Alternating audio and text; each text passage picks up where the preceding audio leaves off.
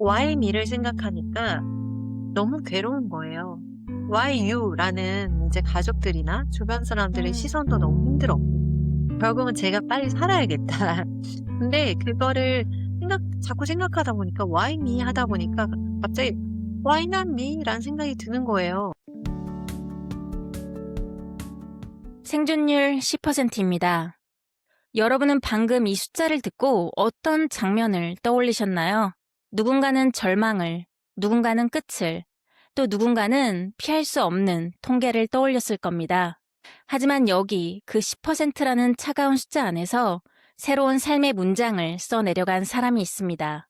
2013년 30 즈음의 나이에 말기 백혈병이라는 사형 선고를 받았지만 통계의 갇히기를 거부하고 살아가는 일을 선택한 작가 홍유진님. 병을 이겨낸 기적 같은 이야기보다는 죽음 앞에서도 나를 잃지 않기로 했던 그 치열한 선택에 대해 이야기 나누어 보겠습니다. 안녕하세요, 유진님. 안녕하세요. 인트로를 하면서 조금 무거워졌는데요. 사실 좀 죄송하다는 느낌이 많이 들었어요. 왜냐면 누구에게는 이게 기억하고 싶지 않은 기억이 될 수도 있을 것 같아요. 내가 너무 괴로웠다든지 힘들었을 때 그것을 다시 꺼내는 과정이 너무 힘든 기억이 아니었으면 좋겠는 마음이 있는데 생존율 10%입니다. 그 말을 듣는 순간 머릿속에 가장 먼저 스친 생각이 뭐였을까요? 사실 생존율 10%라고 병원에서 말해 준 사람은 없었어요. 음. 병원에서는 저희 어머니를 밖으로 부르셔서 네. 이제 "치료가 어려우니 준비를 하셔라."라고 얘기를 한 거고요. 예. 어머니는 돌아와서 그 얘기를 저한테 못 하셨고 아. 제가 어머니가 우신 것 같아서 그리고 인제 제게 돌아와서 "지금부터는 우리 웃기만 하자."라고 하셔서 음. '아 뭔가 이거 쉽지 않은 음. 상태구나.'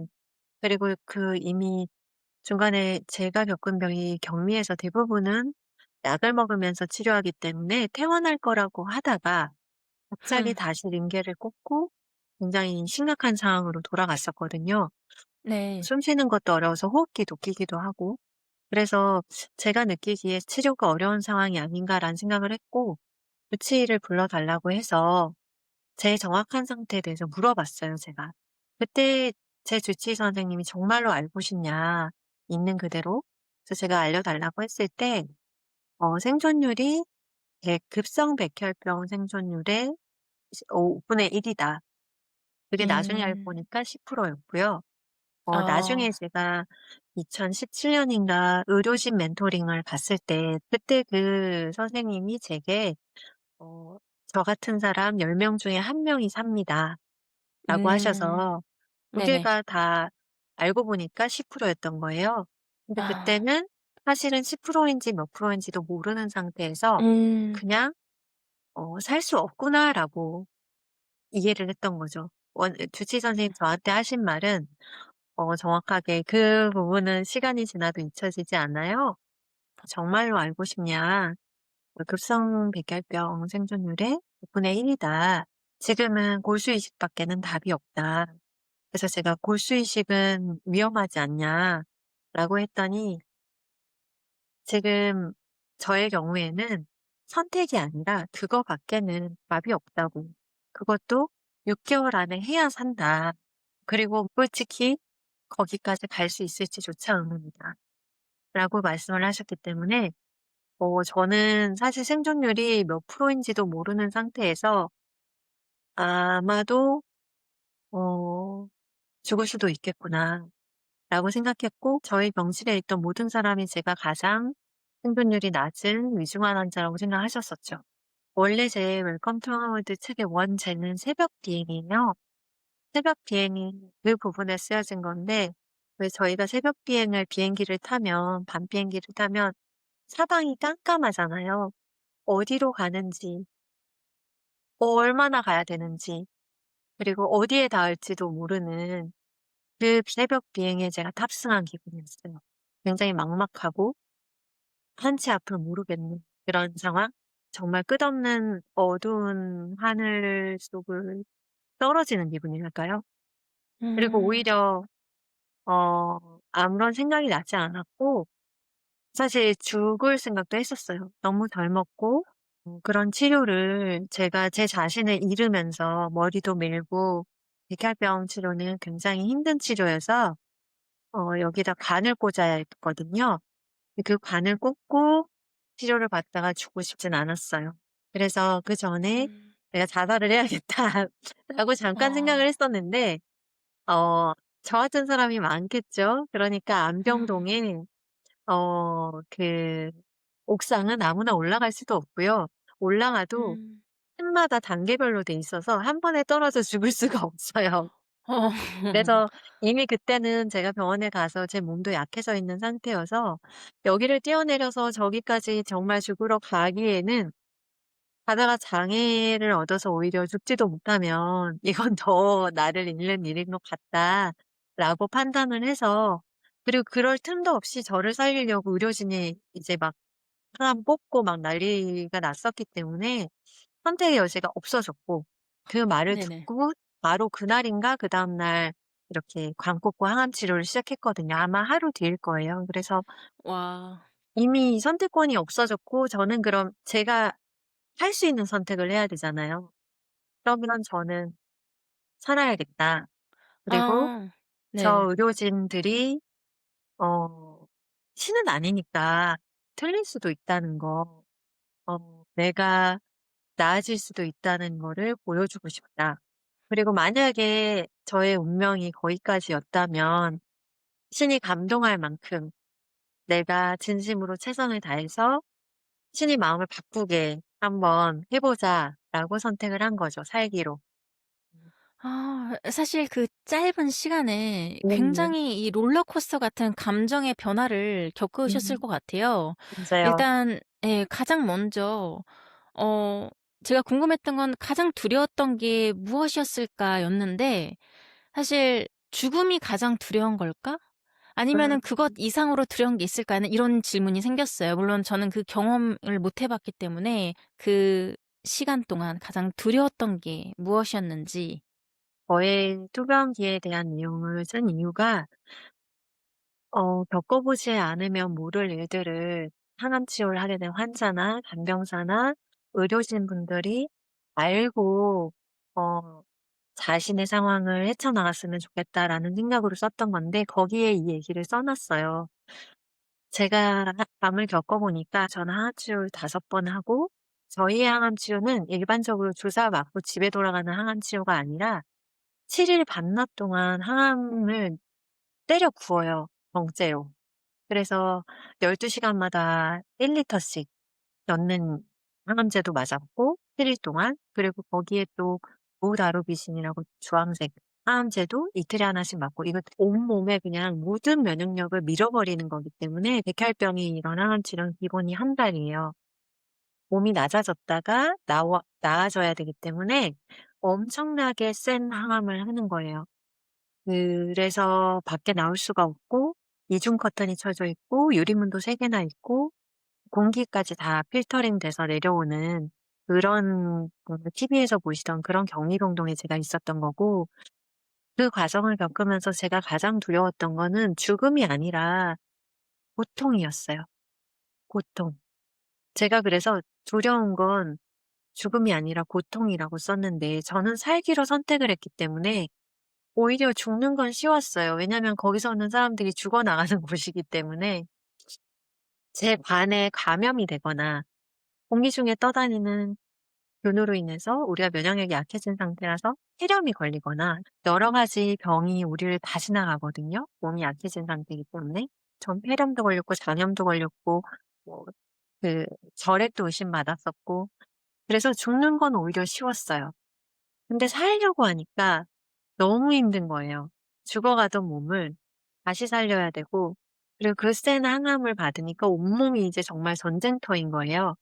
전쟁터다 보니까 너무 아프고 열도 수시로 38도 이상을 넘어가서 그러면 또 온몸 여기 4 군데를 찔러서 또 피 검사를 해야 돼요. 그렇게 계속 하루 이틀 만에 계속 찔리다 보면요. 정말 어 어떻게든 그걸 피해 보고 싶어져요. 그러니까 그 고통 아파서 오는 고통, CT나 엑스레이는 수도 없이 찍어야 되고 '몸에 해로운 거 아니냐.' 이런 생각을 할 수도 없어요. 우리는 그걸 찍지 않으면 당장 생존의 위험이 올 수 있으니까.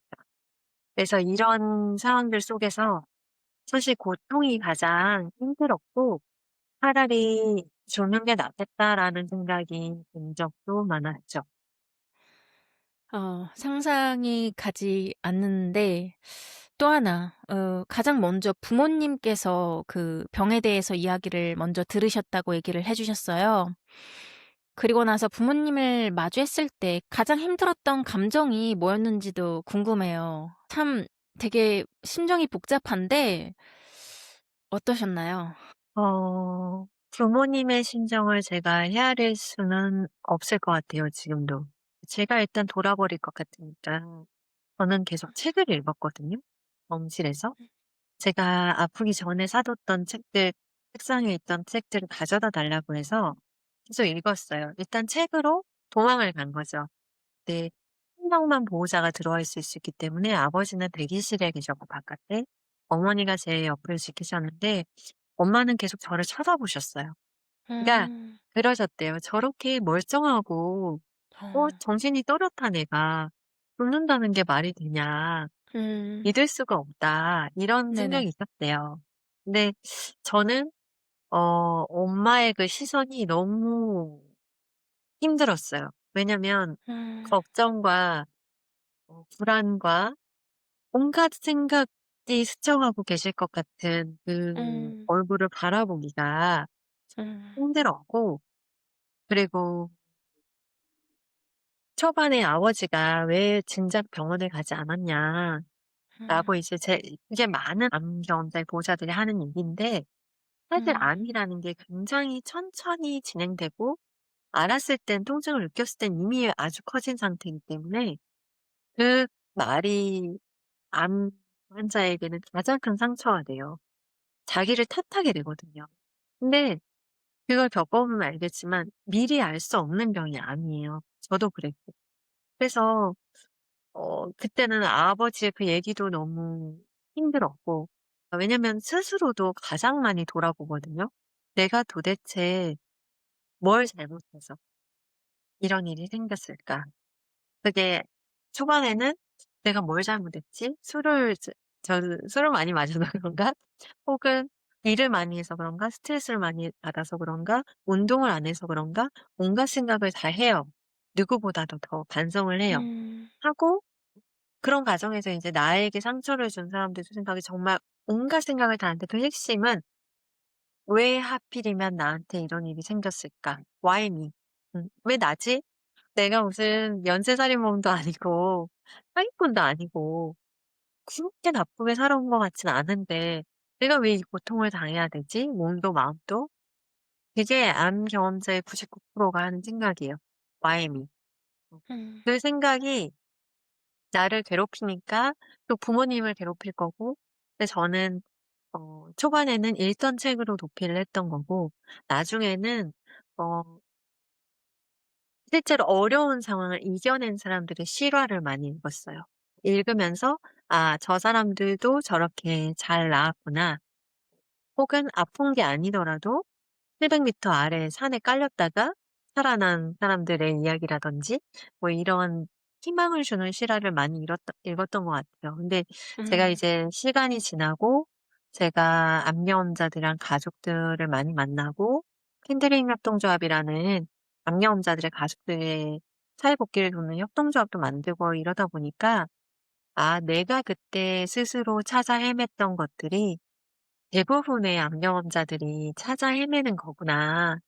그 레디컬 호프라고 이제 뉴욕타임즈 베스트셀러였던 책이 있는데 그게 병원에서 낫기 어렵다고 한 암 경험자들 중에 잘 살아가고 있는 사람들 1000 명인가를 인터뷰해서 그 사람들이 잘 나은 이유가 무엇인가를 인제 질적으로 연구한 책이에요.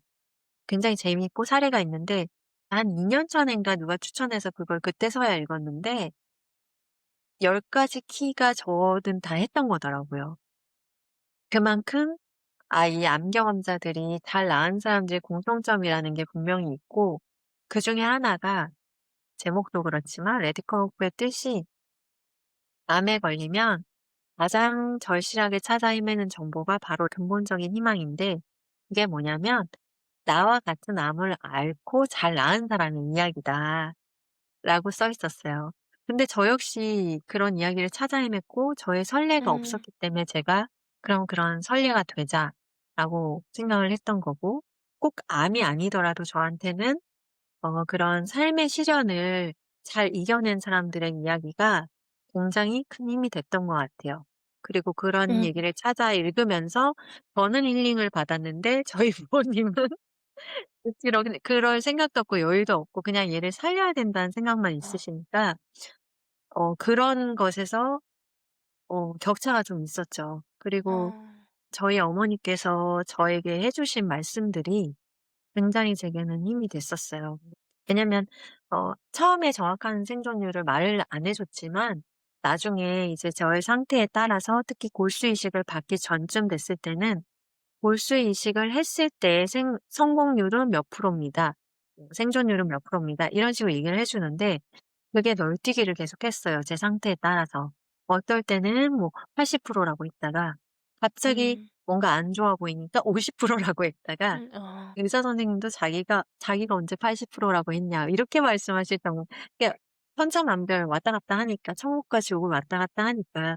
근데 그때 어머니께서 저한테 뭐라고 하셨냐면 "생존율은 숫자다. 너의 상태에 따라 달라지고 네가 살면 100%인 거라고." 그렇게 얘기를 해 주셨어요. 그게 저한테는 하나의 큰 빛과 같았고 그 말이 맞더라고요. 맞고 음. 제가 이제 뒤돌아보건대 어떤 시련에 부딪혔을 때 약해지는 사람들이 많은데 저나 저희 어머니는 오히려 시련이 왔을 때 강해지는 사람들이었던 것 같아요. 그리고 음. 그게 제가 살아나는 데 크게 도움이 됐고 그래서 제가 음. 암을 판정받으시는 분들이나 가족분들한테 항상 "마음을 단단히 먹으셔라. 결코 쉽지 않고 굉장히 고통스럽고 오래 걸린다. 하지만 잘 나으면 암은 이전처럼 돌아올 수 있고 이전보다 더 멋지게 살 수도 음. 있다."라고 말씀을 드리는 게 이 마음을 대하는 자세가 참 중요한 것 같아요. 그리고 저랑 어머니는 음. 다행히 둘이 합심해서 음. 예민한 마음으로 잘 대처했던 것 같습니다. 네. 네. 음. 와, 진짜 그 어머니의 말씀이 굉장히 인상이 깊은데, 사실 제가 이렇게 오늘 우리 유진님을 저희 고운 팟캐스트에 모신 이유도 그건 것 같아요. 결국은 우리 삶에는 굉장히 많은 역경이 오는데 이런 육체적에서 삶과 죽음을 왔다 갔다 하는 이 기로에 섰을 때 그것을 내가 어떤 마음을 먹고 어떻게 선택을 하고 이겨내고, 이러한 이야기가 사실 정말 많은 분들한테 용기가 되고 희망이 될 수 있기 때문에 오늘 이렇게 함께 하고 싶었는데, 되게 감사하다는 말씀 또 드리고 싶었던 게, 그렇게 힘든 과정을 꿋꿋이 이겨내고 내가 이겨냈다 그거를 넘어서서 그 자신의 이야기를 다른 사람들을 위해서 글로 쓰고 이렇게 인터뷰를 하고 나눠 주신다는 게, 이게 암이라는 게 결코 우리 삶을 깎아 없애려고, 누구에게 고통만 주려는 게 아니라 어떻게 보면 그 한 단계를 넘을 수 있는 어떠한 그런 정말 기적 같은 순간이 될 수도 있다는 생각이 들어요. 사실 왜 하필 낮에는 암이 안 걸려도 굉장히 많은 경우에 우리가 왜 내가?' 이런 얘기를 정말 많이 하거든요. 궁금했던 게, 그 질문이 왜 하필 낮이라는 이 생각이 유진님 안에 얼마나 오랫동안 머물러 있었는지, 그리고 어떤 것을 계기로 Why me에서 Why not me로 갔는지도 궁금합니다. 저는 방금 말씀드렸다시피 조금 강인한 편인 것 같아요. 음. 그래서 사실 그 생각의 전환의 시간이 그렇게 길진 않았어요. 그 어려운 일 뭐 암을 겪을 때 사람이 뭐 5 단계를 거친다고 하는데 저는 그 모든 단계를 빠르게 건너뛰어서 수용을 하 했고 음. 왜냐면 받아들이지 않을 수 없는 상태니까요. 수용을 음. 했고 그런 다음에는 '도대체 나에게 왜 이런 일이 생겼을까?' 자책하는 시기가 짧았고 어 why me를 생각하니까 너무 괴로운 거예요. 너무 음. 괴롭고 why you라는 인제 가족들이나 주변 사람들의 음. 시선도 너무 힘들었고 결국은 제가 음. 빨리 살아야겠다. 근데 아. 그거를 자꾸 생각하다 보니까 'Why me?' 하다 보니까 갑자기 'Why not me?'라는 생각이 드는 거예요. 아. 그건 아마 제가 아까 말씀드렸듯이 다른 시련을 겪고 이겨낸 사람들의 책을 읽다 보니까 세상에는 사실 불행과 행복이 공존하는데 저한테는 그동안 행복한 일이 많았던 것 같아요. 물론 불행도 많았지만 저나 저희 가족이 몸이 아파서 이렇게 생사를 헤매게 되는 이런 일이라든가 예를 들면 교통사고가 크게 났어도 차가 완파됐어도 저희는 철과상만 입는다든지 굉장히 행운이 많았단 말이에요. 근데 사람이 행운만 있을 수가 없잖아요. 인생은 공평한데. '그럼 이제 나한테도 불행이 올 차례가 됐구나.'라는 생각도 좀 들었고 그리고 만약에 이런 불행이 저희 가족 중에 다른 사람에게 왔다면 우리 집안이 다 그래도 평탄하게 살아왔기 때문에 누군가에게 와야 된다고 생각했을 때 저 말고는 이걸 겪어낼 수 있는 사람이 없는 거예요. 설사 내가 죽는다고 해도 나는 아직 결혼 안 했고 나 혼자니까 또 딸이니까 네 어쩔 수 없는데 어린 쌍둥이가 있는 오빠네나 아니면 이제 연로하셔서 항암 치료를 겪어낼 수 없는 부모님 그러니까 저는 '잘 치료받으면 이겨낼 수 있다.'라는 마음을 이미 먹었기 때문에 '그래 나는 살 수도 있어. 근데 지금 이 다른 사람들이 이걸 겪었을 때는 이거는 이겨낼 수 없어. 그럼 차라리 우리 집안에 어떤 불행이 와야 된다고 하면 '내가 받아서 다행이다.'라는 생각을 했었고 그러니까 오히려 마음에 위안이 좀 왔고 그리고 지금도 전쟁, 폭격, 기아, 뭐 경제적인 어려움 서로 죽고 죽이고 세상에 불행이 넘치잖아요. 그중에 하나가 나에게 왔다고 해서 제가 왜 나한테만 혹은 왜 내가 이걸 받아야 돼? 꼭 내가 잘못해서 받은 게 아닌 너무 많은 불행이 있기 때문에 어찌 보면은 '내가 겪는 지금 이 불행이 그나마 다행일 수도 있겠다.'라는 생각까지 갔었어요. 왜냐면 항상 이보다 나쁠 수 있잖아요. 그 병동 안에서도 사실 제가 가장 생존율이 지금 봐도 가장 낮았지만 제가 만난 분들 대부분이 돌아가셨거든요. 오히려 제가 살았고 그리고 그분들이 많은 부작용을 심각하게 겪고 있을 때 저는 모든 부작용을 겪긴 하지만 치명적이지는 않았어요. 그래서 그런 것들을 보면서 모든 면에서 다행이다라고 생각했고 제가 그때도 또 아우슈비츠에서 살아난 사람의 이야기도 일부러 찾아서 읽었는데 거기서는 모두가 죽이려고 하잖아요. "이 사람이 하나 죽어도 상관없다." 그냥 그 시스템이 굴러가는데 여기서는 저희 가족이 저를 살리려고 하고 의료진도 저를 살리려고 하고 저한테 골수 기증을 해 주겠다는 친구들도 있었고 '아 이만하면 헛된 삶은 아니었다. 그 살리려고 하는 사람들이 있는 상황 경제적으로도 어쨌든 내가 걱정하지 않으면서 치료받을 수 있고' 이 모든 것들이 '아 그래도 감사하다. 그래도 다행이다.' 어 이런 생각을 했기 때문에 자연스럽게 why me에서 '그래 why not me. 나에게도 불행이 올 차례가 된 거지. 그리고 기왕이면 우리 가족 중에 나여서 다행이다.'라고 생각을 해 버리니까 why me는 그냥 사라졌어요. 그 기간이 한 달도 안 걸렸던 것 같아요. 그 과정에서 인제 책이나 이런 것들 많이 읽은 것도 도움이 됐고 오히려 저는 좀 시련이 올 때 '정신줄 잡아.' 약간 이런 스타일인 것 같아요. 그래서 이성적으로 '자 어쩔 수 없는 상황이야. 내 현재 상황은 어때? 그럼 난 뭘 할 수 있어? 살기로 선택했어. 그럼 최선을 다하자.' 이걸 하는 데 있어서 '왜 나지?'라는 생각이 도움이 돼? 안 돼? 이렇게 되게 이성적으로 생각하게 됐던 것 같아요. 그게 저 스스로도 마음으로도 그 안에 정말 아비규환 속에서 어찌 보면 그래도 평온한 제 상태? 이런 걸 보면서 자연스럽게 그렇게 생각했던 것 같아요. 그리고 그 생각이 사라진 후에는 다시 그 생각을 한 적은 없어요. 어. '왜 내게 이런 일이 생겼을까?' 왜냐면 지금까지도 부모님은 당연히 그래도 그런 일을 겪지 않았으면 좋지 않았겠냐. 음. 그리고 이제 뭐 이렇게 했더라면 네가 안 음. 아팠지 않을까?'라고 인제 음. 본인들을 돌아보시는 게 있는데, 음. 예를 들면 엄마가 "서울에 좀 더 자주 와서 너를 식사를 더 챙겨 줬으면 네가 그러지 않았을까?"라고 말씀하시는 게 있는데, 저는 어떤 생각이 드냐면 오히려 이 모든 일이 일어날 수밖에 없었고 있어야 했던 일이구나. 왜냐면 가장 살고 싶었던 삶으로 지금 살아가고 있었거든요, 제가. 이렇게 뭐 고양이를 돌보게 될 줄 몰랐고 암 환자가 될 줄 몰랐지만, 돌이켜 보면 제가 그 사이에 제 인생에서 선택할 수 있었던 기로들 중에서, 그 길을 갔을 때도 물론 알 수는 없지만 안 가 봤으니까 어 제 주변의 친구들이 살아가는 걸 봤을 때 '내가 가장 살고 싶었던 삶이 지금 모습이구나.'라는 걸 굉장히 많이 느끼거든요.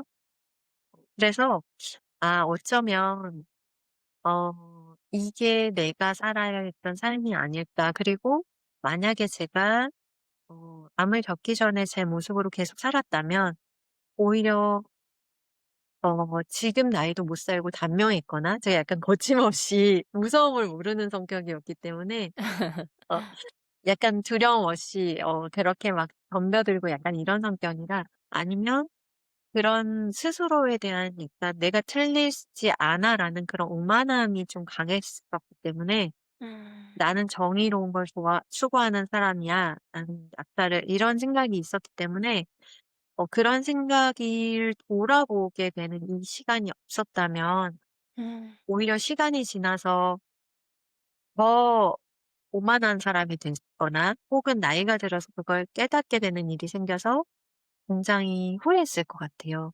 그나마 음.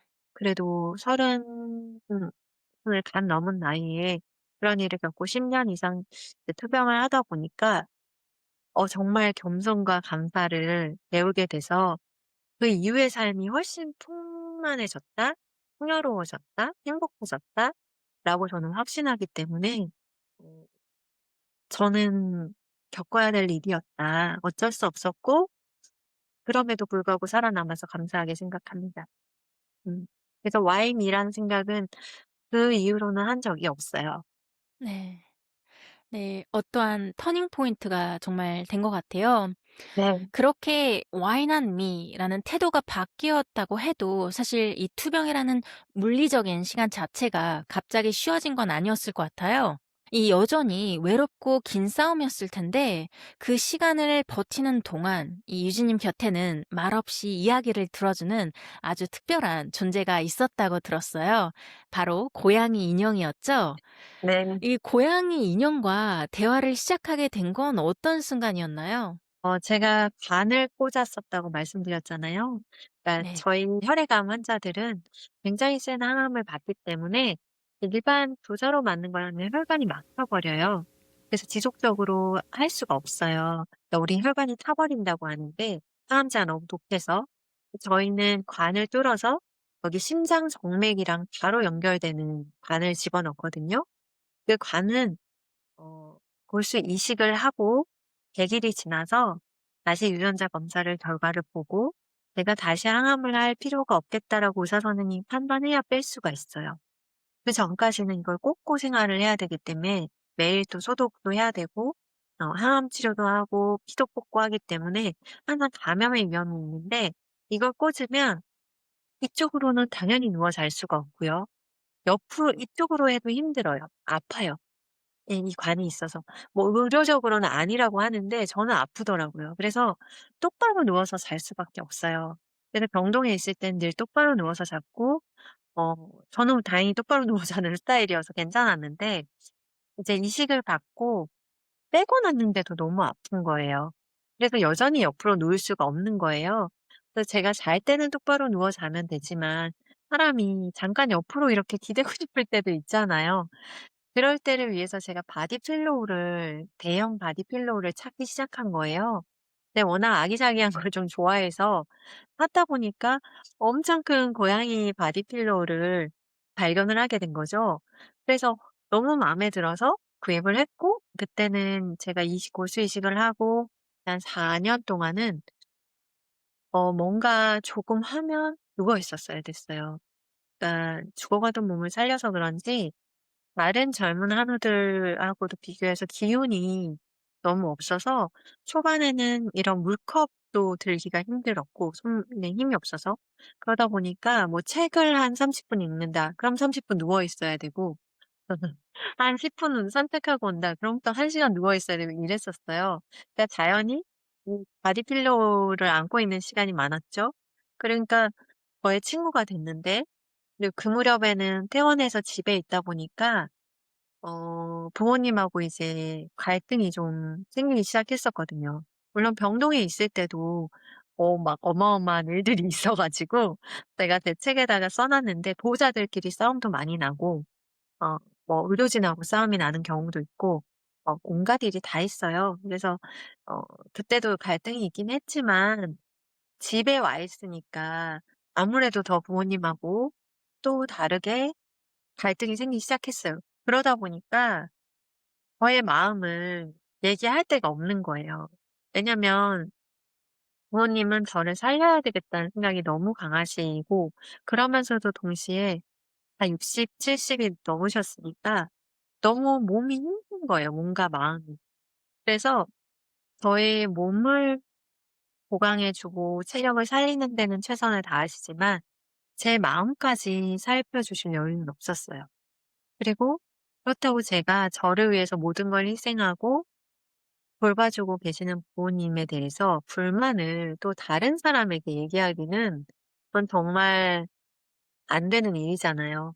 그러니까 어디 말을 할 수도 없고 그리고 젊은 암 환자의 그게 딜레마기도 해요. 그러니까 부모님은 젊은 딸이 암에 걸린 거지 본인이 젊은 나이에 암에 걸린 건 아니잖아요. 근데 저는 젊은 나이에 암에 걸린 거예요. 그리고 제 친구들은 다 암과는 상관없이 너무 평범한 일상을 살아가고 있는 거예요. 물론 지금은 젊은 암환우들이 많이 급증해서 마음이 아픈데 그때는 제 주변에 그런 친구가 하나도 없었어요. 그래서 그러니까 혼자 있으면 외로운데 만나서 얘기를 해 보면 더 괴롭고 너무 주제가 다르니까요. 그럼 안 만나게 되고 그럼 또 외롭고 이게 되게 딜레마였고 네. 그래서 젊은 암환자들의 그런 특수한 상황이 좀 있는데 그래서 제가 환시랑 환청이 좀 와 가지고 정신과 치료를 음. 받은 적도 있어요. 돌수 네. 이식 전후로 화장실에 있는 타일이 마녀로 보이는 거예요. 메두사처럼 생긴 막 뱀머리를 한 근데 그게 어느 날은 하나였는데 두 개, 세 개 점점 더 많은 메두사가 화장실 벽을 채우면서 제가 화장실을 못 갈 정도로 무서운 거예요. 그리고 나중에는 그 메두사가 나를 보고 비웃는 것 같은 소리가 들리는 것 같은 거예요. 그래서 안 되겠어서 네 우리 주치의 선생님한테 얘기해 가지고 정신과를 연결해서 갔었고 그 정신과 진료가 저한테는 너무 큰 도움이 됐어요. 그 이유는 그분이 저한테 물어보시더라고요. "그 마녀가 어떤 모양이냐." 그래서 굉장히 뱀이 막 달려 있고 음. 어 뭐 좀 끔찍하고 나를 비웃는 것 같다. 그랬더니 인제 "소리까지 들리냐?" 그래서 사실 들리기 시작했는데 안 들린다고 했어요. 왜냐면 음. 한청까지 들리면 치료가 어렵대요. 근데 저는 어. 사실 그건 다 없어졌거든요. 그래서 어. 그러면서 하신 말씀이 굉장히 흥미로운 케이스인데 그분들은 케이스라고 음. 생각하시니까 케이스인데 젊은 암 환자들의 경우 이 전형적인 상태다. 그러니까 이런 상황까지 오는 거는 드물지만 그 마녀가 제가 보는 제 모습이라는 거예요. 아. 그러니까 암에 걸렸을 때 제가 건강 많은 자신했었거든요. 예. 건강 많은 자신하더니 "꼴 좋다. 어? 너 그렇게 죽음이 두렵지 않다고. 죽음이 오면 죽는 거지." 이렇게 자신만만하고 살더니 "지금 어때?" 약간 이런 비웃는 느낌이었거든요. 근데 그런 마음이 저한테 있었어요, 초반에. 어. 근데 그게 이제 음. 제가 왜 와인 한 미로 하면서 그런 생각이 없어졌는데 저의 내면에는 스스로를 약간 '자업자득이다.' 이런 여전히 탓하는 게 남아 있었나 봐요, 무의식에. 굉장히 음. 강하게. 괴로우니까 치료가. 그러니까 의식과 무의식이 다른 거죠. '그런 게 반영이 돼서 그렇게 나타난 것 같다.'라고 생각을 해서 다시 생각해 보니까 한편으로는 그 매도사가 좀 슬퍼 보이는 거예요. 왜냐면 그 마녀가 처음부터 매도사였던 게 아니라 제가 이사를 오면서 이사하기 전에 원래 살던 집에는 타일 무늬가 쪼끔 들어가 있었는데 그거는 작고 귀여운 마녀로 보였었거든요 처음에. 항암 네. 받으면서. 근데 그게 아. 작고 귀여운데 되게 지팡이를 짚고 있는 약한 아파 보이는 마녀였어요. 그러니까 네. 몸이 아픈 걸로 봤다가 이제 이쪽가 고통스러워지고 아. 힘들어지니까 내 스스로를 어 내 내면에서는 비난하고 있었나 봐요 여전히. 그래서 그걸 알고 나니까 오히려 그 마녀가 그렇게 무섭지 않고 약간 안 돼 보이기도 하고 그래서 저는 그 마녀를 도저히 없앨 수는 없어서 그 타일 무늬를 연결점을 바꿔서 저를 지킬 수 있는 늑대를 만들었어요. 그래서 하나씩 어. 하나씩 늑대를 늘려서 나중에는 마녀 숫자와 늑대 숫자가 비슷해지게. 그래서 이제 어. 무서워지지 않게. 그리고 나중엔 그 집에서 다시 이사를 왔기 때문에 새로운 집에는 그런 타일 무늬가 없었고 더 이상 마녀는 나타나지 않았어요. 음. 어. 그래서 아마 저의 마음 상태랑도 그때는 이미 고수 이식을 하고 이 집으로 이사를 온 거기 때문에 아마 그럴 수 있는데 이 얘기를 쭉 한 이유는 제가 그만큼 젊은 암 환자로서 잘 견딘다고 생각했음에도 불구하고 저의 무의식은 여전히 힘들었고 외로웠고 그 얘기를 할 수 있는 사람이 없었고 보통 보호자들은 이미 최선을 다하고 보호자들의 삶도 망가지고 있다는 걸 우리가 너무나 잘 알기 때문에 마음까지 살펴달라고 잘 못해요. 그래서 그 마음을 그 고양이 마티필로한테 얘기한 거예요. 부모님하고 싸우면 걔를 안고 울고 "난 이런데 뭐 아무도 몰라." 뭐 이런 식으로 한 거죠. 그러니까 진짜 저한테는 너무나 떼낼 수 없는 존재가 된 거죠. 네. 아 그렇군요. 네. 그러면 그 인형이 유진님에게 실제로 어떤 말을 건네는 것 같기도 했나요? 아니면 혹은 또 그 인형을 통해 그냥 유진님 스스로에게 꼭 해 주고 음. 싶었던 말이 있었을까요? 음. 인형이 저한테 말을 한다기보다는 그냥 눈빛은 통하는 것 같은 느낌? 내 마음을 네. 이해하는 것 같은 느낌은 제가 네. 받았고 그리고 이름도 양이거든요, 양. 아. 네. 양인데 인제 "양아 어쩌고 저쩌고." 이렇게 하니까 어. 나의 말을 들어주고 얘가 들어주는 말은 사람. 못하지만 네네. 듣고 있는 느낌은 제가 받아서 네네. 위안을 얻은 거고 그리고 그 아. 인형을 통해서 저한테 "잘하고 있어. 너 잘하고 있어. 이 정도면 정말 잘하고 있는 거야. 그리고 좋은 결과가 올 거야."라는 음. 얘기를 해 주고 싶었죠. 누구도 저한테 그 얘기를 해 주지 않았거든요. 왜냐면 너무 위중하다고 이제 들었으니까 세계적으로 살아있는 사람이 많진 않아요. 부모님 거기까지는 모르셨지만 국내에도 살아있는 사람이 많지는 않기 때문에 저의 같은 경우를 겪고 제가 이제 병동에 있을 때도 이제 이후에도 "내가 나아서 나중에 이런 걸 할 거야."라고 하면 가족들이 다 아무 말도 안 하는 거예요. 그러니까 제가 나아서 지금처럼 이렇게 활동할 거라고는 상상도 못 했을 거예요. 어. '얘가 언제든 잘못될 수 있다.'라고 생각하셨기 때문에 음. 음. 저가 저 네. 자신에게 말해 주고 싶었어요. 네. 이게 단순히 이 인형에서 머문 게 아니라 이제 진짜 고양이로 이야기가 이어져요. 그래서 네. 이제 산책 중에 우리 유진님이 길고양이를 처음 봤을 때 사실 그냥 지나칠 수도 있었는데 우리 유진님을 또 그 자리에 멈춰 세운 게 뭐였는지 나눠 주시면 좋을 것 같아요. 그러니까 처음에는 하얀 고양이 바디필러를 제가 샀었고 그 뒤에 친구 생일 때 주려고 똑같은 검은 고양이를 하나 샀었어요, 인형을.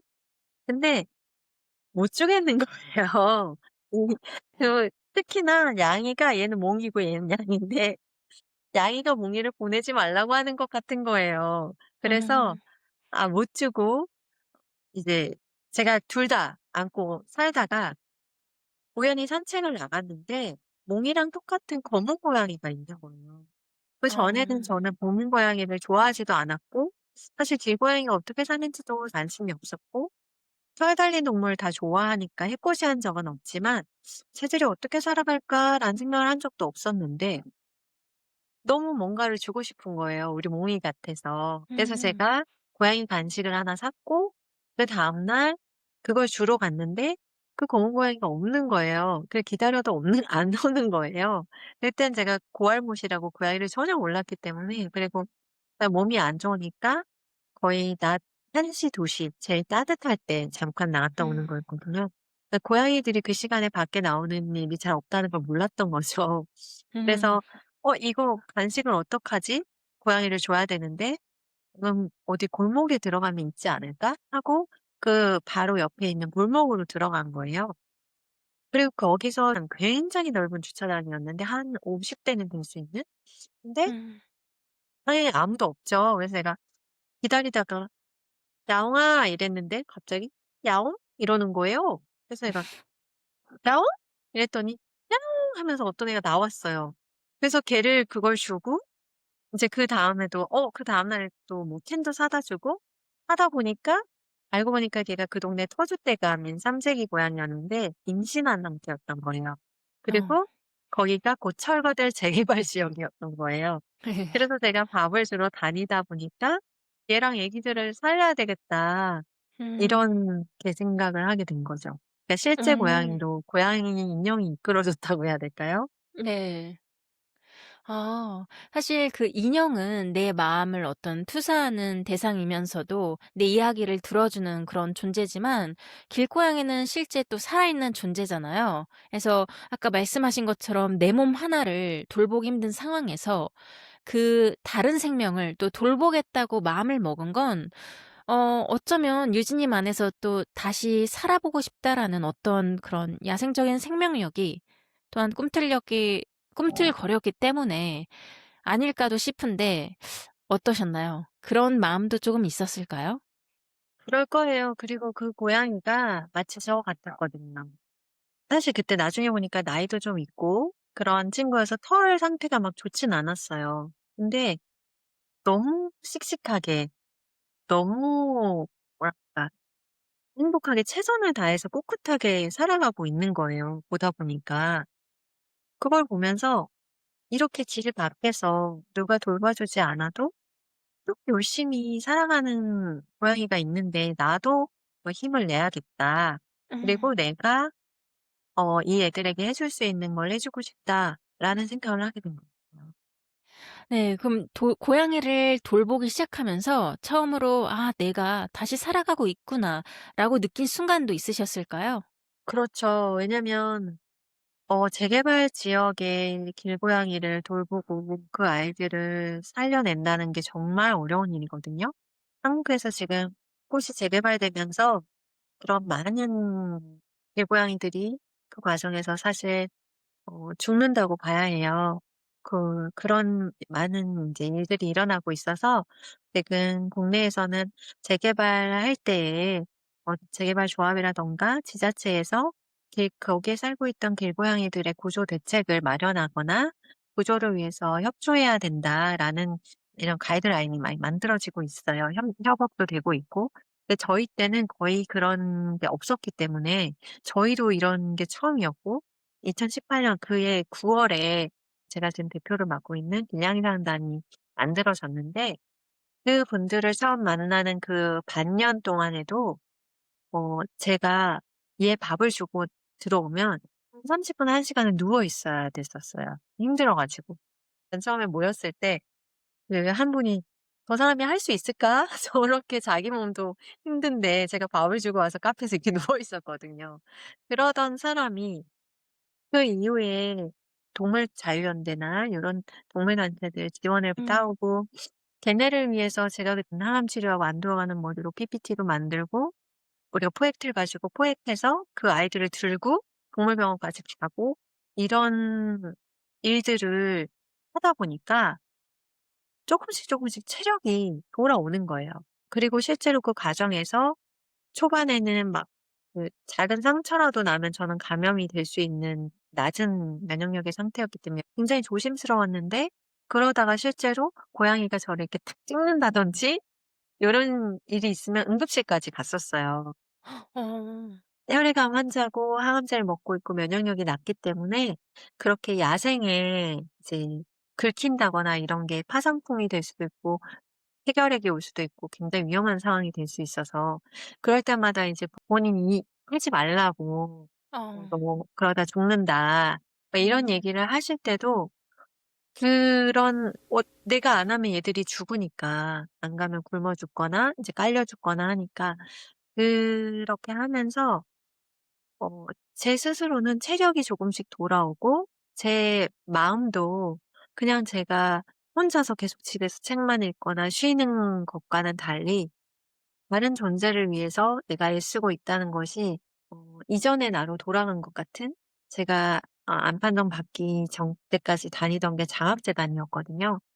한국전쟁 때 우리를 도와줬던 유엔 참전군 군인들 후손들의 손자녀들의 교육을 지원해 주는 재단이어서 터키도 가고 그리스도 가고 이렇게 했었는데 누군가에게도 도움이 되면서 내가 가치 있다고 생각하는 일 그리고 의미 있다고 생각하는 일을 하면서 내가 즐거운 때가 저는 저인 것 같거든요. 그래서 어 그런 다시 나로 돌아오는 것 같았어요. 그리고 그게 저 자신을 중심을 잡는 데도 도움이 됐던 것 같아요.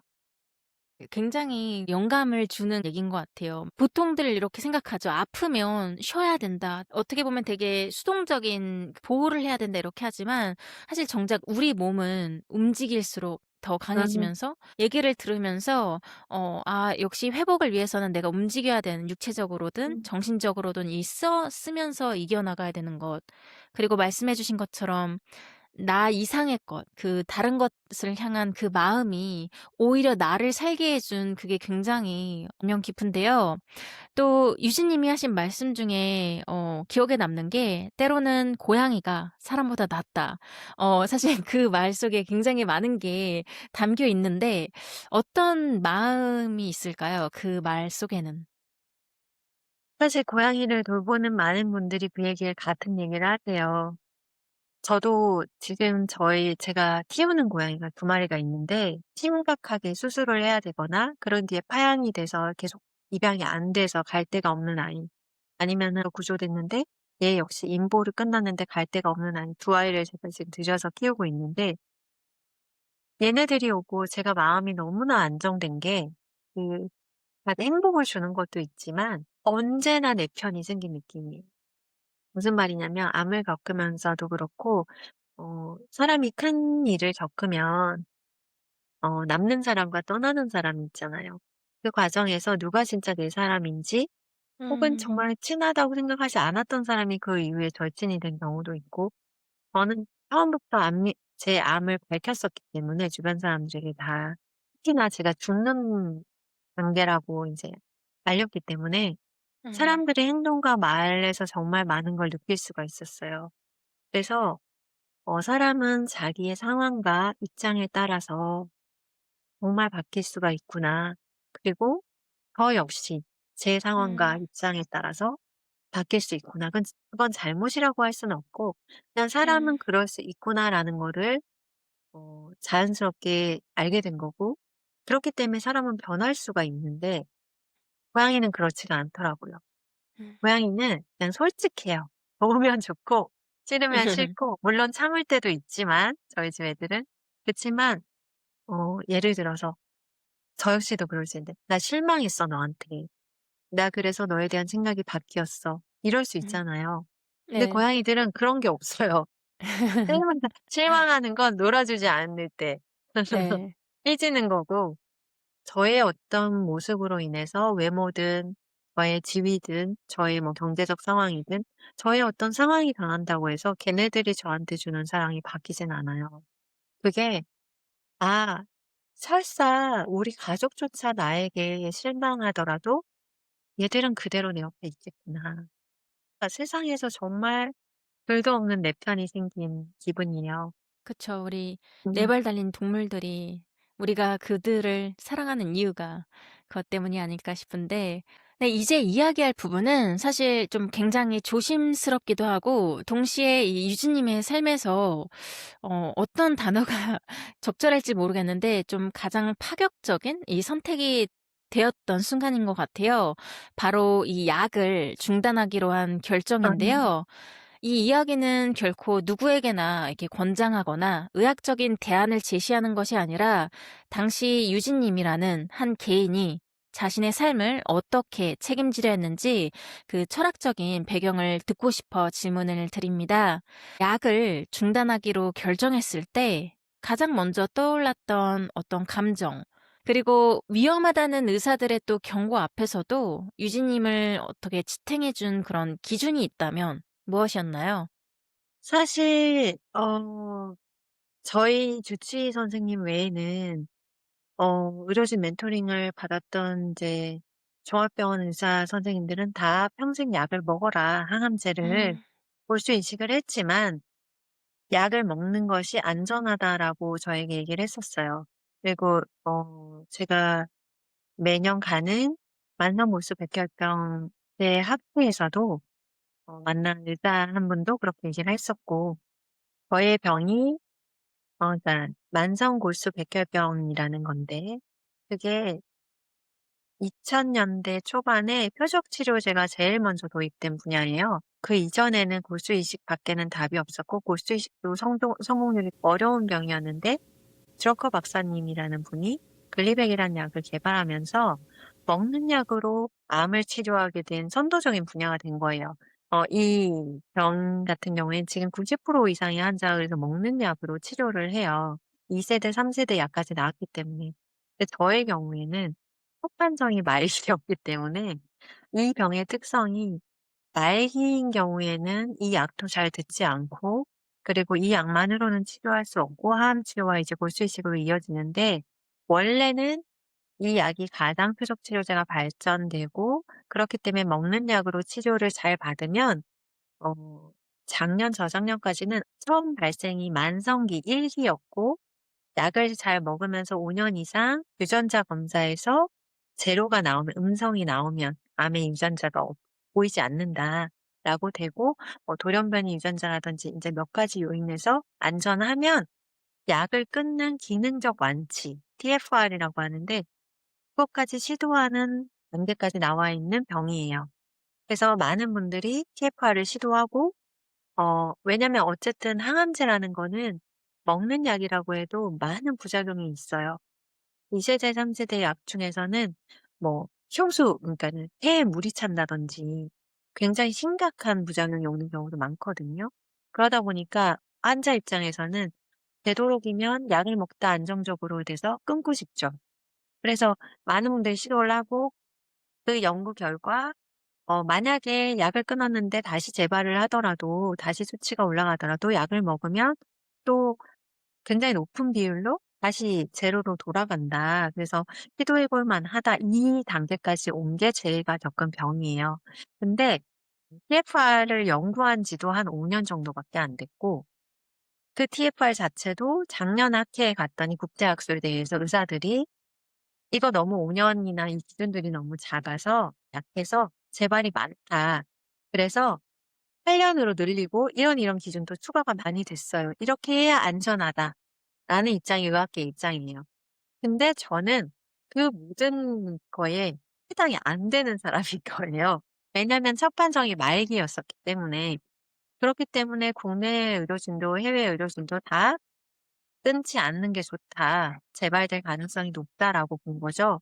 근데 저는 그 약을 매일 먹는 것에서 좀 자유로워지고 싶었고, 해외를 가도 약을 먹어야 되고, 항상 그 약을 먹으면서 내가 암 환자라는 걸 항상 자각을 하잖아요.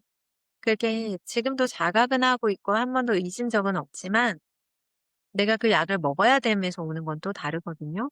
그런 마음이 있던 차에 또 저희 그 주치의 선생님 포함된 만스 골수성 연구회라는 곳에서 의사분들이 내신 책에서 백문백답 이야기란 책이 나왔었어요, 제가 병동에 있을 때.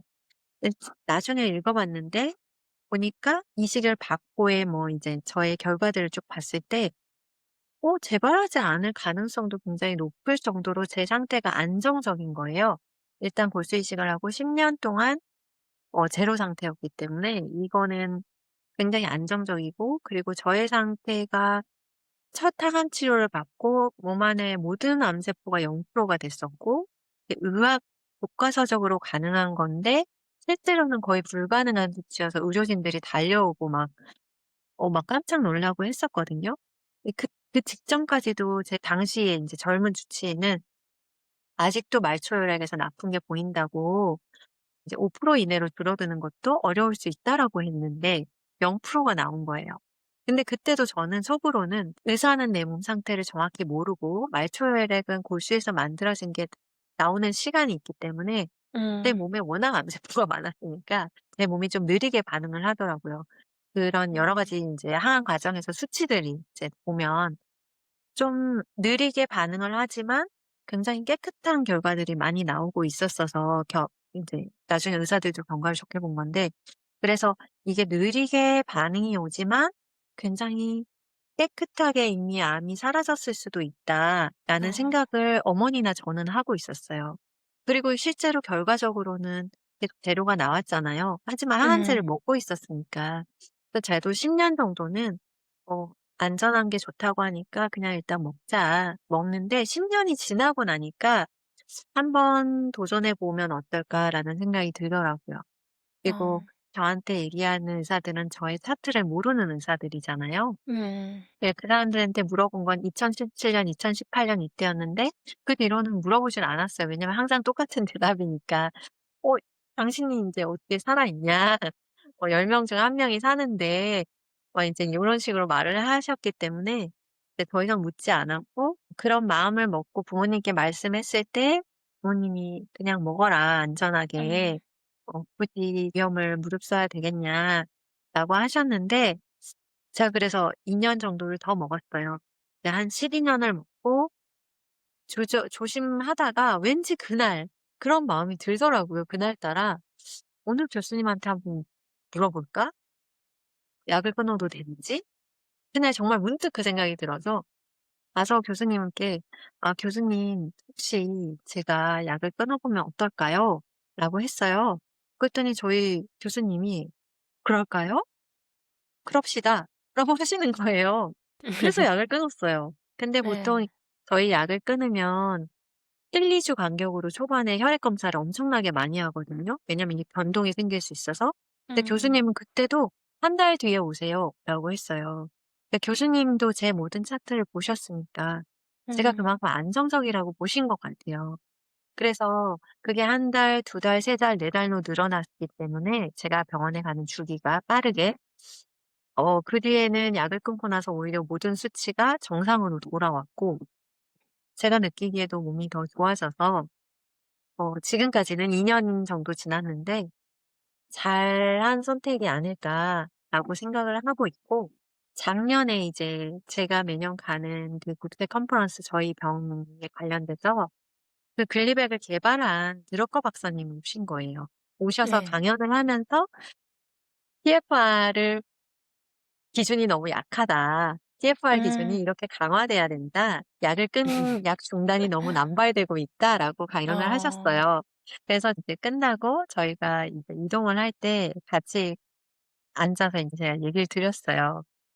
"나 그 CML 블라스트 크라이시스 말기를 뜻하는 거거든요. 음. 터미널 단계였다." 그랬더니 "어?" 이래요.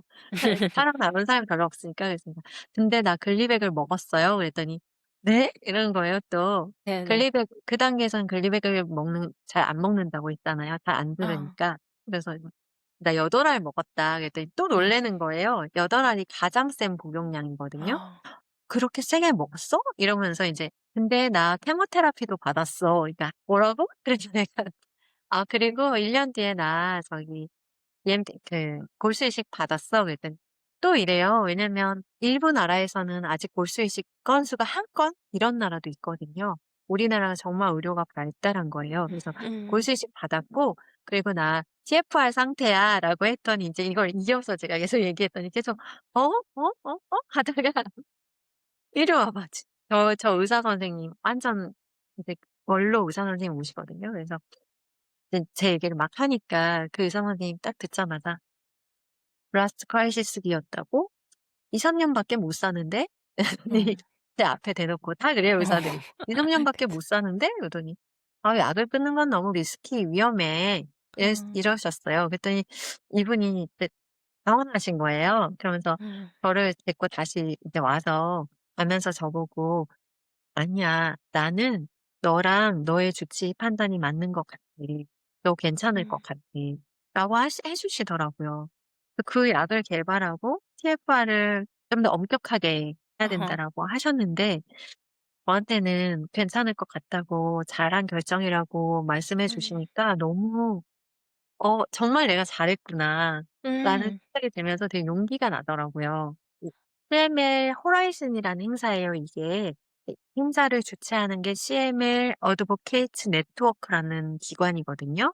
비영리 기관인데 그 기관의 회장님이 한 20년 이상 거기서 이제 활동을 하셨던 분인데 음. 그분께 제가 물어봤어요. CML 블라스트 크라이시스를 길을 겪고 나처럼 지금 살아서 잘 활동하는 사람이 있느냐 했더니 없다고. 그렇게 보면 사실 10% 보다 훨씬 낮은 음. 확률이었던 것 음. 같아요. 네. 아 유진님의 얘기를 들으면서 제가 굉장히 이제 놀라운 건 이제 이 전문의는 굉장히 중요하죠. 그 분야의 전문적인 지식을 갖고 있는 사람이지만 우리는 그 자신이 내 몸에 대해서 얼마나 잘 알고 있고 특히나 그 병이라는 것에 대해서 얼마나 또 이해를 하면서 그 내 몸과 연결해서 되게 노력을 많이 하셨다는 느낌을 받았어요. 공부도 많이 하시고 그리고 단순히 전문인의 이런 의견에 이렇게 100% 그들한테 선택권을 주는 게 아니라 내 삶이니까 내가 결정하겠다 어떤 이러한 단호하다면 단호할 수도 있지만 오히려 내 선택권을 내가 가지고 있는 그런 게 굉장히 인상 깊었는데 이 드러커 박사님이 약을 중단한 유진님의 선택에 대해서 "괜찮을 것 같다."라고 말했을 때 그 말이 자신의 선택에 대한 어떤 면죄부에 가까웠을까요? 아니면 앞으로의 삶에 대한 어떠한 응원에 더 가까웠을까요? 당연히 용원이었습니다. 웃으면서 어 말씀하셨거든요. 네네. 그리고 저는 제가 약을 끊은 거에 선택했잖아요. 후회하지 않았어요. 일단 선택하면 후회를 안 하려고 하는 게 제 성격이기도 네. 하고요. 네. 이 투병 과정에서 늘 말씀드리는 게 자신이 주체가 되어야 해요, 선택을 할 때는. 왜냐면 치료 과정에서 고통을 당하는 것도 나고 쫓게 되는 것도 나기 때문에 저는 항상 나의 상황을 정확히 알고 그리고 선택하고 최선을 다한 뒤에 결과에 대해서는 그거는 우리가 어쩔 수 없잖아요. 음. 그 내려놓음의 자세를 말씀드리거든요. 그렇게 된 거는 제가 처음에 병원을 갔을 때 갑자기 막 피를 엄청 뽑히고 수혈을 받고 열이 나고 고온이 되면서 정신도 없고 또 항암으로 갑자기 들어가게 되고 이 모든 과정에서 순식간에 제 몸이 약해지고 제가 저를 컨트롤할 수 없어지고 모든 의학적 결정에 대해서 심지어 나의 죽음에 이를 수 있다는 얘기까지도 내가 아닌 보호자에게 하게 되는 그 과정에서 굉장히 제가 약자가 됐다는 생각을 했어요. 어떤 것도 음. 내가 결정할 수 없어지는. 근데 음. 그러다 보니까 어느 순간 내가 결정하지 않으면 이게 엉뚱하게 갈 수 있는 상황들이 발생하더라고요. 그럴 때 제가 딱 생각했어요. '아 지금부터 내가 결정하고 내가 선택하고 내가 책임을 져야지. 음. 다시 예전처럼 내가 그렇게 해야지 후회하지 않겠다.'라고 생각을 했고 그래서 부모님의 말씀 물론 주치의 선생님이 안 된다고 했으면 안 했을 거예요. 의료진의 음. 판단은 따라야 돼요. 하지만 음. 저의 상태를 잘 아는 교수님이 바로 흔쾌히 오케이 하셨기 때문에 네. '어 해 봐도 되겠다.'라고 어. 생각했고 굉장히 불안함은 있었지만 그 피 음. 검사하러 갈 때 검사 결과들이 계속 더 정상에 가깝게 아주 건강하게 나왔기 때문에 음. 대개만 거의 모든 수치가 다 정상이었거든요. 그렇기 때문에 '아 안심해도 되겠다.'라는 생각을 했고 그 상태에서 드러커 박사님이 "너가 잘한 것 같다."라고 응원해 네. 주셨어요. 그래서 네. 너무나 진짜 천군만마를 받은 느낌이었죠. 네. 음. 네. 결국 이 선택의 무게를 작가님이 말씀하신 것처럼 이 온전히 짊어지셨기 때문에 가능했던 이 음 내 삶의 주권을 회복하는 과정이 이었다는 생각이 드는데, 작가님의 선택은 사실 '어떻게 죽을 것인가.' 보다 '어떻게 인간답게 살 것인가.'에 대한 답이었던 것 같아요. 그래서 맞아요. 시청자분들께서도 사실 이 선택을 의학적 판단이 아닌, 물론 우리 주치의 선생님이 또 그렇게 말을 해 주셨기 때문에 결단을 내리실 수 있었지만, 또 이 한 사람의 고귀한 어떤 생애적 결정으로 이해를 해 주시면 좋을 것 같고, 또 제가 이제 아까 여쭤보고 싶었던 것 중에 하나가 바로 이 앞서서 죽음까지 인정했다는 그런 말씀을 하면서 또 방금 이어서 내려놓음에 대해서 잠깐 얘기를 해 주셨는데요. 근데 내려놓음이란 얘기를 들으면 다들 '포기? 내려놓는다?' 약간 이런 생각을 많이 하시는데, 유진님의 그 마음은 단순히 포기하는 뜻은 아닐 거예요. 유진님이 발견하신 그 내려놓음의 실체를 조금 더 풀어 주실 수 있을까요? 내려놓는다는 것은 정말로 어쩔 수 없는 상황을 겪은 사람만이 할 수 있는 것 같아요. 온전히 내려놓는다는 거는 말기암이든 혹은 정말로 뭐 전쟁이든 내가 어쩔 수 없는 상황들이 너무나 비극적인 상황들이 닥칠 수 있잖아요, 인생에서. 그때 우리가 할 수 있는 최선이 무엇일까? 가장 적극적인 선택이 저는 내려놓음이라고 생각해요. 포기가 아니고 그 상황을 온전히 이성적으로 현실적으로 파악하는 거죠, 먼저. 제가 주치의에게 "정말로 듣고 싶다. 가감 없이 나의 상태에 대해서." 라고 물었던 것처럼 나를 둘러싼 이 현재의 상황을 명확히 알고 그 상황 속에서 무엇을 선택할 것인가. 살 것인가 죽을 것인가. 혹은 음. 산다면 어떻게 살 거고 죽는다면 어떻게 죽을 것인가를 선택할 수 있잖아요. 거기까지 내 선택이에요. 그리고 내 선택을, 그러니까 최고의 결과가 나오게 하기 위해서 최선을 다할 수 있어요. 그게 나의 선택에 대한 책임이고 무게죠.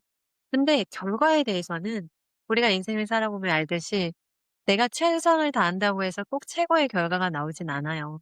내가 최선을 다했다고 해도 죽었을 수도 있는 거고, 내가 정말 "어떻게 살았냐?"라고 사람들이 하실 때 늘 첫마디가 "신이 도와주셨다. 신이 다시 한번 기회를 주셨다."라고 얘기하고 그다음엔 "저와 가족들도 최선을 다했다." 이렇게 얘기를 하는데, 모든 게 결합이 돼서 저에게 또 한 번의 삶의 기회가 온 거고, 그렇기 때문에 이건 저만의 노력으로 된 건 아니에요. 그러니까 그렇기 때문에 내려놓는다는 거는 내가 파악하고 선택해서 최선을 다하지만 그 이후의 결과에 대해서는 받아들인다. 인생이 흘러가는 결과를 내가 받아들인다. 예를 들어서 제가 죽는데 제가 그걸 부정한들 그게 무슨 의미가 있겠어요. 말기암을 겪기 이전에는 저는 절대 그런 사람이 아니었어요. 사람이 뭘 못해? 의지가 있으면 뭐든지 할 수 있지. 그리고 몸이 아프다고 자신의 일이라든지 의무라든지 역할을 소홀히 하는 사람을 절대 이해하지 못했어요. 제가 굉장히 좀 그렇게 센 사람이어 가지고, 심지어 제가 대학 다닐 때 어떤 교수님께서 "사람이 쌍코피를 매일 흘려도 아무 문제 없이 살 수 있다. 열심히 공부하세요."라고 하신 분이 있었거든요. 그래서 제가 아 맨날 네. "야 사람은 쉽게 안 죽어." 이렇게 아 말했던 사람이에요. 네. 오만했죠. 근데 아. 정말로 죽게 된 거예요, 제가. 근데 이 상황을 어떻게 할 수가 없는 거예요, 저는. 그러면 일단 정확히 알았으니까 죽는데, 죽을 수 있대. 거의 죽는데 그럼 어떻게 할 거야? 그럼 내가 먼저 죽을까? 이것도 불가해. 그리고 음. 그거고 싶지는 않았고, 그럼 죽지 못하면 살아야겠네. 그럼 살면 어떻게 살아야 되지? 이 살 수 있는 최선의 방법을 하자. 살 수 있는 음. 뭐 마음을 컨트롤하기 위해 책도 읽고, 뭐 한청이 들리면 한시가 보이면 병원도 가고, 치료를 적극적으로 받고 병원에서 하라는 대로 하고, 이렇게 최선을 다했고, 그럼에도 불구하고 중간중간 고비가 있었고, 다시 또 그런 의사들은 악화되면 "그럴 수 있습니다. 그럴 줄 알았습니다." 이러시거든요. 항상 어. 최악을 말하고 이게 일시적으로 호전된 거라고 생각하시기 때문에 항상 더 나빠지면 "그럴 줄 알았습니다. 그럴 수 있다고 어. 말씀드렸잖아요." 어. 이렇단 말이에요. 네. 그런 상황들을 맞닥뜨릴 때마다 그럼 어쩌겠어요. 어쩔 수 없는 일을 받아들이는 법을 제가 배운 거예요. 그리고 어쩔 수 있는 없는 일 속에서도 감사할 것들이 있고 '내가 겸손이라는 걸 배울 수 있었구나.' 그래서 이전의 삶보다 제가 나은 삶을 쪼끔이라도 살게 돼서 다행이라고 아까 말씀을 드린 게 모두 연결이 돼 있어요. 근데 이것들을 총체적으로 정말 뭘 해도 어쩔 수 없는 상황을 맞닥뜨려서 최선을 다하고 결과에 대해서 내려놓는다는 게 정말 쉽지 않은데, 그렇게 하신 분들이 그래도 상당히 있고, 제가 아까 말했던 에디 크로프에서도 그 내려놓음이 하나의 10개 키워드 중에 하나였더라고요. 왜냐면 내려놓고 나면요, 마음의 평안이 오거든요. 나는 그냥 최선을 다하면서 결과는 알 수 없어. 그치. 근데 일단 최선을 다했어. 이런 마음의 평안이 오기 때문에 치료도 잘 되고, 일단 불안함이나 두려움이 사라지기 때문에 굉장히 평온해요. 평온하고, 저는 그렇기 때문에 그것은 일반적인 시련이라기보다는 굉장히 극한의 시련들을 겪으신 분들이 음. 가장 적극적으로 선택했을 때, 어렵지만 도달하면 마음이 평온해지는 단계라고 말씀을 드릴 수 있을 것 같네요. 조금 음. 와닿으실까요? 아 네. 그럼요. 지금 유진님의 얘기를 들으면서 비슷한 상황에 놓이신 많은 분들이 정말 용기가 됐을 것 같아요. 그렇게 큰 선택과 또 책임을 지나고 나서 지금의 유진님은 또 어떤 시간을 살고 계신지 궁금한데요.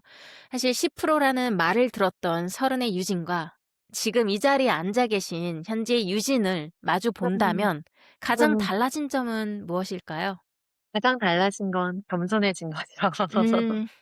겸손해진 거고, 그리고 감사하는 법을 배우게 된 거고, 그래서 저는 항상 감사와 겸손을 암이 저에게 가르쳐 줬다라고, 이번에 그 암이 아닌 암, 우리는 희망을 선택했다에서도 제가 쓴 건 약간 시처럼 짧은데 핵심은, 그럼에도 불구하고 암이 저에게 가르쳐 준 암은 감사와 겸손이었다. 희망이었다. 그렇게 말씀을 드릴 수 있을 것 같고, 그 이전의 저보다 지금의 제가 훨씬 행복해요. 훨씬 자유롭고 훨씬 아. 평온하고 그리고 훨씬 행복하다.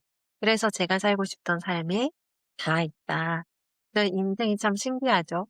만약에 암을 겪지 않았으면 지금과는 또 완전히 다르게 살고 있을 것 같거든요. 네. 음. 암이 아닌 암이 계속 생각나는데요. 그래도 인간이기에 또 문득문득 이 엄습하는 두려움이 있는 날도 있을 것 같아요. 지금도 여전히 두려운 날이 있는지, 있다면 그 날을 어떻게 보내시나요?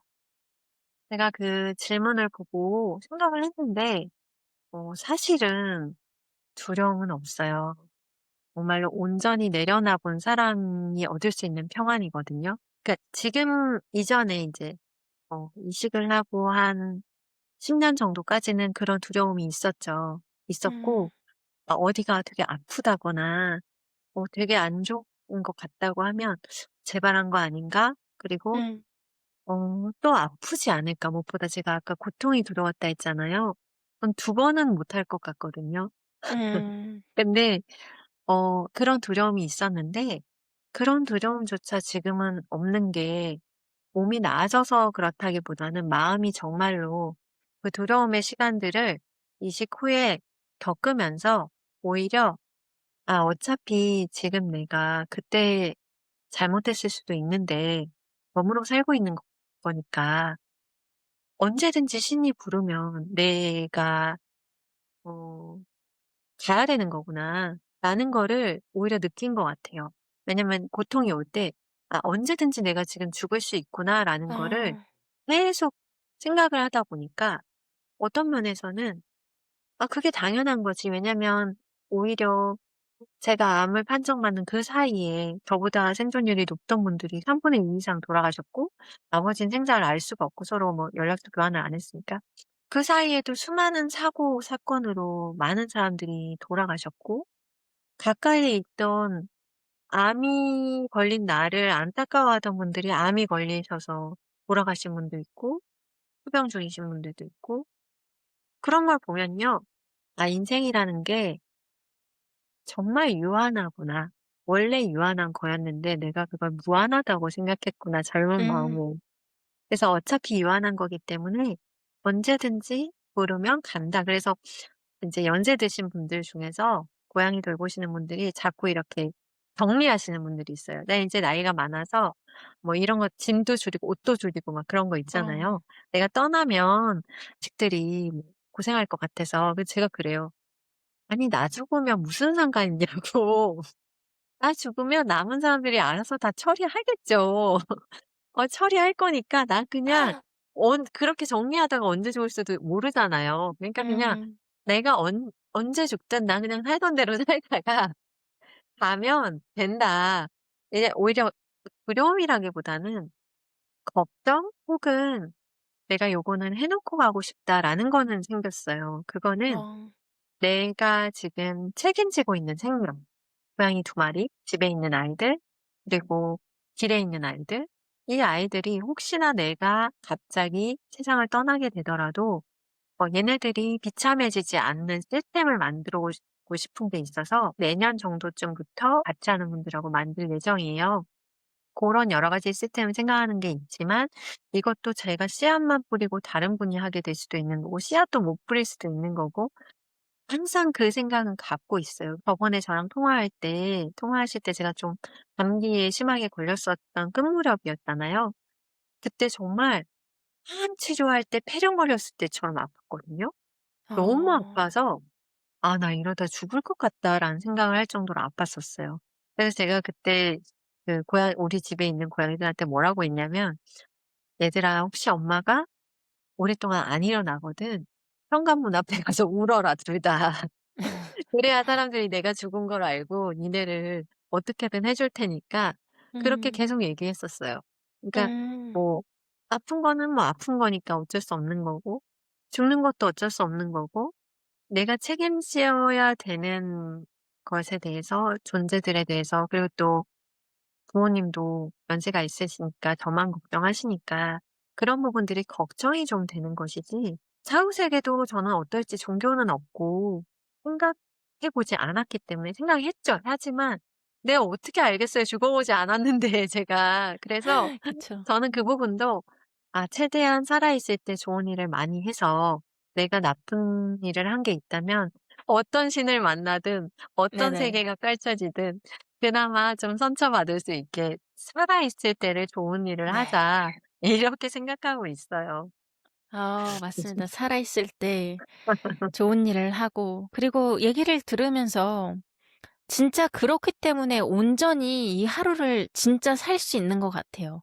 대부분의 사람들이 삶을 살기보다는 그냥 어쩔 수 없이 해야만 하는 어떠한 굴레에 갇혀서 진짜로 삶을 즐기지 못하고 사는 것 같거든요.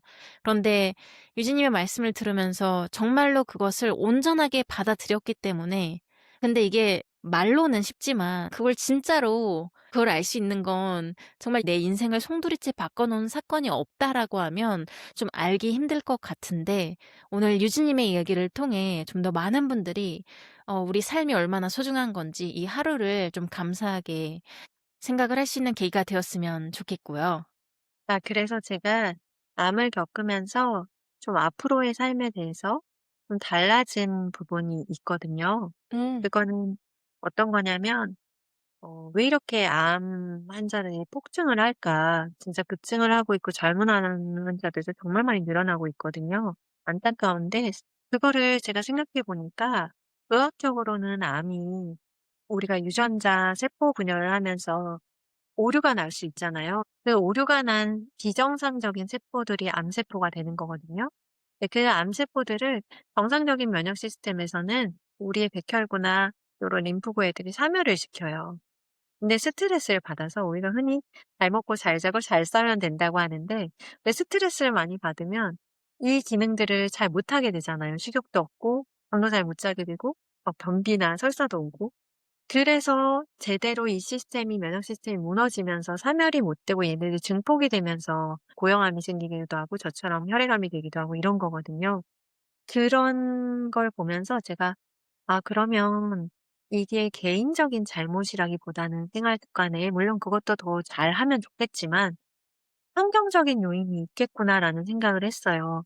왜냐면 지금 우리가 많이 먹고 마시는 게 물과 공기고, 그리고 그것은 우리 개인의 컨트롤을 할 수 없이 미세먼지가 몰려오고, 그리고 물은 나빠지고 미세 플라스틱이 들어가 있고, 그리고 우리가 먹는 먹거리도 전부 이전하고는 다르게 뭐 하우스에서 재배되거나 요런 식으로 자연적인 면역력이 떨어지는 음식들이 많잖아요. 그러다 보니까 환경을 좀 보호할 수 있는 활동을 작가로서 하고 싶다. 그래서 영화든 아니면 책이든 아티스트, 음악가든 중에서 환경에 관심이 있는 주제의 아트를 만드는 분들을 이름도 적어 놓고, 제가 투병 중에도 이분들하고 나중에 연대해서 우리가 뭐 공동 성명을 내든가 뭔가 활동을 하면 좋겠다, 이런 생각들을 하면서 그러던 차에 제가 길고양이를 만난 거예요. 그래서 고양이들을 보다 보니까 개들이 길에서 존재만으로 쥐를 맞거든요. 쥐가 없는 게 아니라 쥐는 하수도에 늘 있어요. 있는데 얘들의 본체와 냄새 때문에 못 올라오고 있는 거거든요. 그렇기 때문에 제가 이를 연결하면서 일단 저의 목표는 재발하지 않고 건강한 삶이었는데, 그러려면 '환경을 좀 좋게 만들어야겠다. 내가 먹고 마시는 공기와 땅과.' 근데 그러려고 하니까 이 고양이들처럼 인간도 동물인데 '동물이 살 수 없는 환경에서 사람이 살 수 있나? 동물들은 다 없어지는데 사람만 살 수 있나?' 이런 생각이 든 거죠. 사실 이 길고양이와 우리가 공생 관계에 있는 것처럼 길에서 만약에 길고양이가 다 사라진다면 쥐들이 나올 거거든요. 지금 서울에선 대대적인 중성화를 정부에서 하기 때문에 중성화 정책으로 고양이가 많이 줄면서 쥐가 다시 출몰하는 지역이 많아지고 있어요. 이렇게 서로가 서로에게 동물들이 없는 것 같지만 인간과 다 함께 먹이사슬처럼 음. 함께 연관돼서 살아가고 있단 말이에요. 우리가 그걸 잊을 네. 뿐이지. 동물도 보호하면서 환경을 보호해야 되겠고, 그리고 건강 쪽을 같이 돌보는 그런 활동을 하면 좋겠다라는 생각을 했었고, 아. 그게 지금 네. 제가 하고 있는 일들이에요. 음. 고양이 쪽에서 길냥이 사랑단을 하고 있는 거고, 건강 쪽에서 캔드림 협동조합을 만든 거고, 이 두 개 다 저의 목표가 아니라 과정이었기 때문에 좋은 분들에게 또 세워 드리고, 저는 음. 작가로 돌아가서 아까 말씀드렸던 이런 단체들과 작가로서 제가 서포트하면서 좀 더 우리 사회가 건강하고 행복하게 살아갈 수 있는 사회로 음. 만드는 게 제 꿈이에요. 그래서 뭐 웰컴 청아월드나 길고양이의 진심입니다나 아니 아니 난 뭐 인생은 아름다워, 이런 것들을 사람들에게 생각해 볼 수 있는 그런 얘기들을 써내는 거고, "호이즈는 이런 생각을 하고 있고 이런 활동을 하고 있는 사람이다."라는 말을 드리는 거고, 올해 같은 경우에는 제가 어 지금 고양이 쪽에서 이런 것과 연결해서 하고 싶은 것들이 있어서 음. 내년쯤 법인화를 이제 준비하려고 생각하고 있는 거고, 그리고 아세움 작가님이라고, 그분의 아세움이란 이름도 아름다운 세상을 향한 작은 움직임이라는 뜻인 정도로 고양이를 그리는 화가세요. 고양이를 묘지로 해서 아. 그리시는 화가신데, 굉장히 사람이 정말 진심이에요. 고양이에 대해서도 세상에 대해서도. 아트를 음. 해서 내 사회를 위한 뭔가 공헌을 하고 싶다는 생각이 있으신 분이어서 저희 둘이 이제 의기투합해서 이런 길고양이와 사람이 서로 공생하면서 함께 살아가고 있는 세상을 대해서 알리고, 정말로 이런 고양이와 사람이 다를 바 없고 어떤 면에서 고양이가 더 낫다. 혹은 함께 살아가야 되는 세상을 만들어야 된다는 마음으로 제가 글을 쓰고 그분이 그림을 그려서 저희가 고양이 동화를 지금 쓰고 있어요. 그래서 8월 8일 세계 고양이 날에 맞춰서 출간하기로 이미 출판사랑 계약이 돼 있거든요. 그리고 그때 아셈 작가님 개인전도 열리는데 홍대에서, 그 개인전에도 특별 코너로 저희 책에 들어가는 그림과 이런 출판 기념회를 같이 하기로 했거든요. 그래서 요런 활동들을 제가 왜 하느냐, 어떻게 보면 '뭐 연관성이 있냐?'라고 생각하실 수 있는데, 저는 암을 겪으면서 제가 생각하게 되는 환경, 동물, 건강, 그리고 제 작가로서의 사명. 왜냐면 제가 암이란 걸 이미 알았고 당장 죽을 수 있는 상태라는 얘기를 응급실에서도 이미 들었었거든요. 그런 상태에서 든 생각이 내가 죽는다면 가장 후회가 되는 게 내가 작가한다고 해 놓고 글을 제대로 쓰지 않았던 거. 그래서 저를 만약에 살려주면 저는 글쓰기에 평생을 바치겠다라고 믿지도 않는 신한테 약속을 했었거든요. 근데 제가 살았잖아요. 그러니까 저에게 항상 사명, 용순이는 글이에요. 그래서 이것들을 연관해서 저는 저만의 그림 계획을 갖고 앞으로의 삶을 그리고 있고 그 계획에 따라서 모든 활동을 연결해서 움직이고 있다. 그래서 그렇게 봐 주시면 참 감사드릴 것 같습니다. 제가 드리려는 질문이었는데 이렇게 너무나 아닙니다. 잘 말씀을 해 주셔서 감사하고요. 네. 얘기를 들으면서 유진님이 살 수밖에 없다는 생각이 들었어요. 그럼 왜냐하면 이 삶에서 가장 중요한 것 중에 하나가 바로 이 살고 싶은 욕망이거든요. 내가 살아야 되는 이유가 있어야 되는데 지금 이 세상에서 많이 사라지고 있는 것 중에 하나가 이 내 삶에 대한 열정. 근데 이 열정이라는 게 뭐 뭘 큰 거를 해야 돼 이게 아니라 그냥 내가 오늘 하루를 사는데 왜 사는지 그게 뭐 식물을 돌보는 걸 수도 있고 아니면 페인팅이 될 수도 있고 다양한데 유진님의 얘기를 들으면서 살아야만 하는 거예요. 그러니까 내 몸이 열심히 일을 해야 될 수밖에 없는 것 같다는 그래요. 생각이 들었고 그게 나보다 더 큰 것을 위해서 이 사회를 위해서 세상을 위해서 공생이란 말이 정말 다가왔는데 유진님의 그런 마음과 이런 열정이 더 많은 분들한테 퍼지길 그러다 보면 좋은 세상이 저절로 만들어지지 않을까 생각이 드는데요. 작가님은 오늘 인터뷰를 통해 본인의 결말을 통계가 아닌 선택으로 써내려가고 계심을 보여주셨어요. 지금 비슷한 터널을 지나고 있는 분들께 먼저 통과해 본 사람으로서 꼭 건네고 싶은 한 문장이 있다면 뭘까요? 끝은 있습니다, 모든 시련에는. 그 끝이 어떤 모습일지는 모두 다르겠지만 제가 시련을 겪으면서 느꼈던 건 끝이 없을 거라는 게 가장 힘들었던 것 같아요. 그래서 시련을 겪고 있는 분들께 제가 드리는 말씀이 두 가지가 있는데 하나는 "어떤 시련이든 끝은 온다." 또 하나는 "저에게 일어났던 기적이 당신에게도 일어날 수 있다." 그런데 그건 말씀드렸듯이 내가 선택해서 최선을 다하는 것도 분명히 필요하다. 그냥 가만히 있는데 오지는 않아요. 오지는 않고 제가 아까 전에 "신도 감동시킬 만큼 최선을 다해야지."라고 다짐했다고 했잖아요. 그렇듯이 지금 말기암이든 전쟁이든 내가 어쩔 수 없는 상황은 인생에서 사실 끊임없이 내가 선택할 수 있는 건 정말 많지 않아요. 뭐 먹는 정도?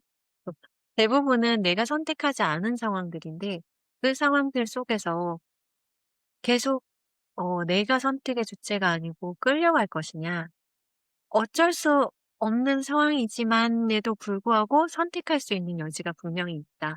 내 마음이라든지 혹은 소소하게라도 내가 나를 위해 할 수 있는 것들 혹은 내가 가치 있거나 나에게 소중한 존재들을 위해서 할 수 있는 것들은 사실 크고 거창한 것이 아니더라도 아주 작은 것들이지만 있다.